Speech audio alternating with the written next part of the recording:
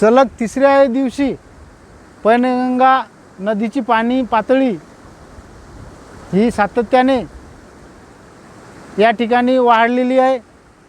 पैनगंगा नदीवर असलेल्या पैन टाकळी प्रकल्पातून मोठ्या प्रमाणावर पाण्याचा विसर्ग सुरू असल्याकारणाने नदीकाठच्या गावांना धोका निर्माण झाला आहे।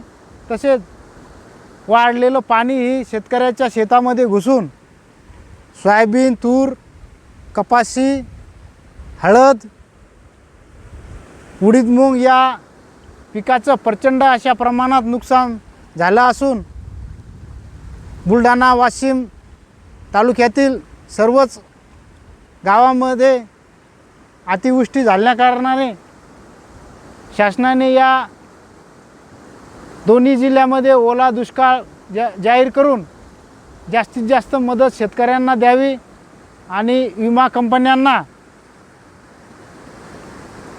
लवकरात लवकर शेतकऱ्यांना विमा कसा मिळेल याची खबरदारी शासनाने घ्यावी अशी मागणी या दोन्ही जिल्ह्यातील शेतकरी वर्गाकडून केली जात आहे।